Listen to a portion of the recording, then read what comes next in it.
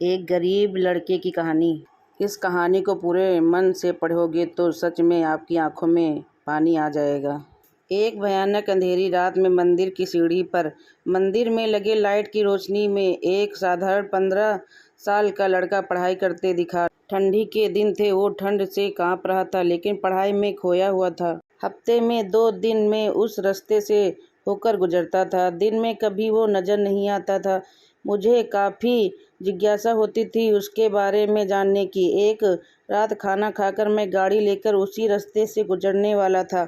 सोचा जाते जाते कुछ पार्सल लेकर जाऊंगी उसके लिए। मैं पार्सल लेकर गाड़ी से उस मंदिर के पास पहुंचा। लड़का सीढ़ियों पर बैठकर हमेशा की तरह पढ़ाई कर रहा था। मैंने गाड़ी रोकी और उसके पास गया। मेरी तरफ जब उसने देखा तो वो मुस्कुरा दिया, जैसे वो मुझे पहले से जानता हो। मैंने उससे पूछा, बेटा तुम हमेशा यहीं पर क्यों पढ़ाई करते हो? सर, मेरे घर में बिजली नहीं आती है, मेरी माँ बीमार रहती है और तेल डालकर दिया जलाने लायक मेरी परिस्थिति नहीं है, इसलिए मैं यहाँ आकर पढ़ता हूँ। तुम मुझे देखकर मुस्कुराया क्यों? मैंने पूछा। क्योंकि आप भगवान हैं। वो बोला, ऐसा नहीं। मैंने कहा, नहीं, आप भगवान ही हैं। वो बोला, चलो वो बस जाने दो। मुझे बताओ, क्या तुमने खाना खा लिया? क्योंकि मैं तुम्हारे लिए खाने का पार्सल लाया हूँ। देखा, इसलिए मैं आपको भगवान कह रहा था।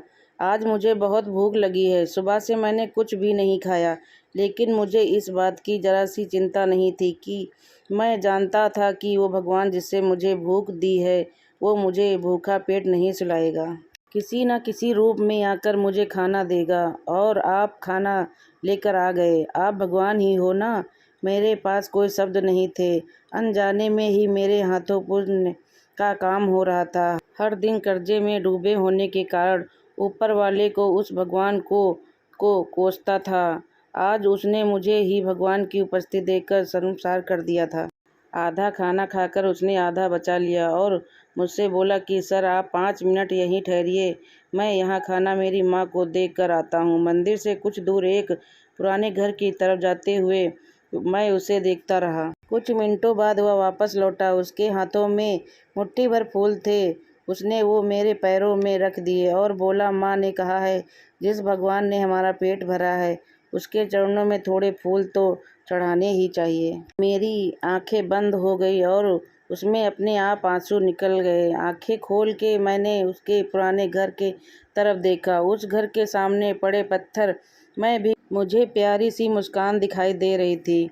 उस लड़के की आंखों में मुझे साक्षात भगवान दिखाई दे रहा था। दोस्तों कहते हैं भगवान सबकी मदद करते हैं, बस वह खुद सामने नहीं आते। किसी न किसी के जरिए हम तक वह मदद पहुंचा देते हैं। बस ज़रूरत है तो उन पर विश्वास करने की।